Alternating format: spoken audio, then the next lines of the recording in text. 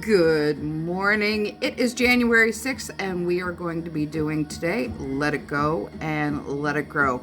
And today's Let It Go card is the world. And I love this representation, all the sacred geometry and the information coming down. For Source, she's balanced in a circle, almost like the snake eating its tail, the Ouroboros.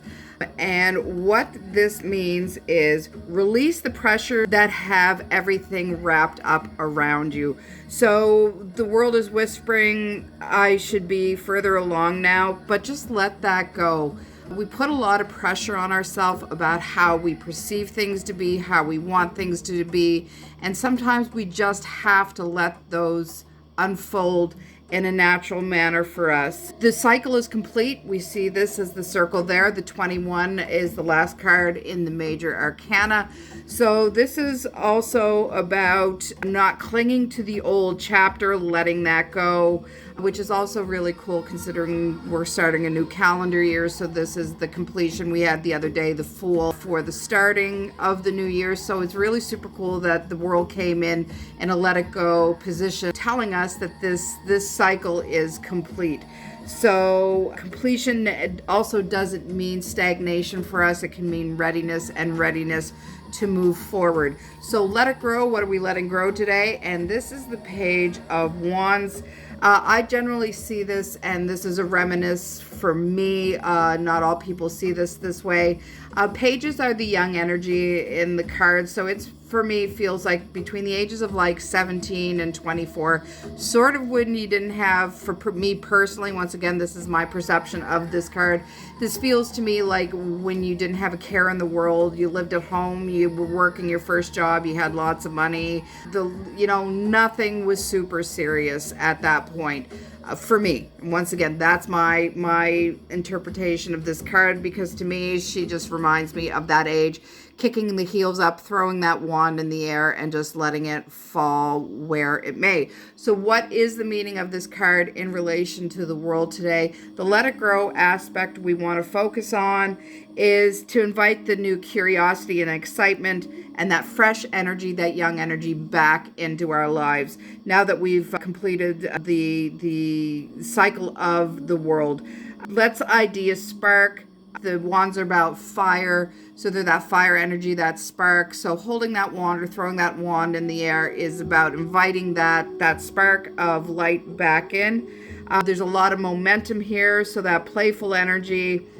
And what if you just try something new? This could be a time if you're wanting to get into like maybe artwork, or try something creative, or start journaling, or start going back to the gym. Why don't you take this energy now that the circle is complete? We're coming into that full period of the year, and just try something new for yourself.